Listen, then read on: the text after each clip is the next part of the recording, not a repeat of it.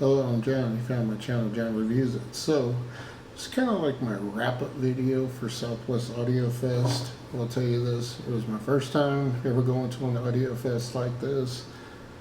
I had a great time, and I would hope to do it again. So, let me tell you some of the rooms I really liked.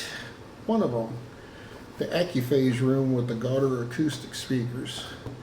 That sounded really good, and that was the first time I've ever actually heard either those speakers or even the AccuPhase products for that matter. One of the other rooms that I really liked, and I got a chance to hear the Opus ones, was the Avant-Garde room. Now that was really impressive. I would honestly say if there was a high dollar speaker I would buy, I would probably think about the Avant-Gardes. I've not ever heard a horn speaker quite like that. One of the other rooms I really liked, I did like the Hegel room. I did like the equipment. He was pushing some really huge speakers, and they sounded really good. One of the other rooms I really enjoyed checking out was the Legacy Audio room. They were actually really nice in that room. They have kind of a little everything set up to show how you can not only have a 2-channel hi-fi setup, but they also have options that they show where you can go as far as to do either on-wall or in-wall setups for home theater, which is awesome. The Prodigio audio room, that was really cool to check out those electrostatic speakers. I did get to hear some of the Magico speakers in the Scott Walker room with some rails. That was pretty cool.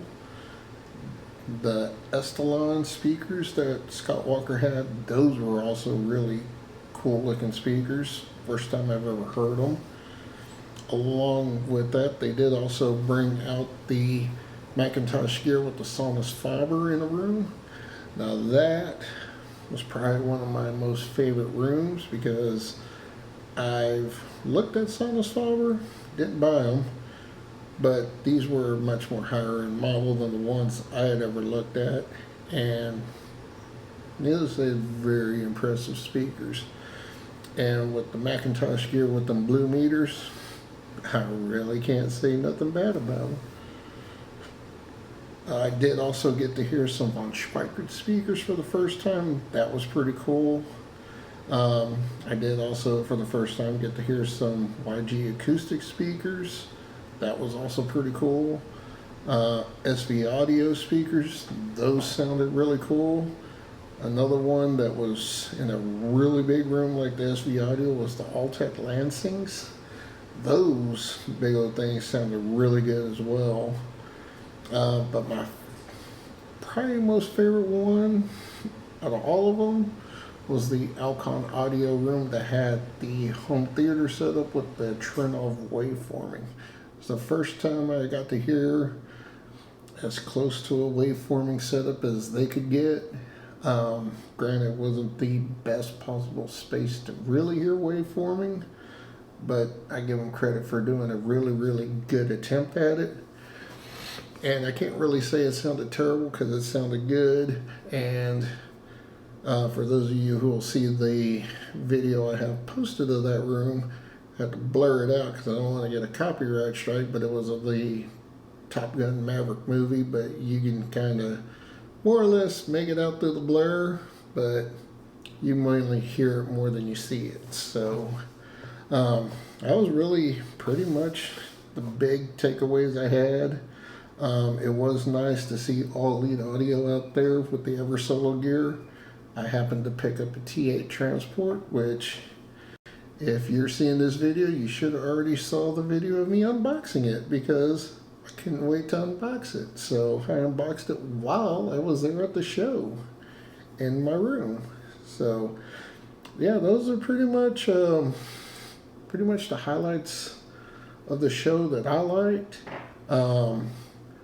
Leave a comment down below if you went to the show and the rooms that you liked. I'd be interested to hear what you like, what your takeaway was on it, if you went.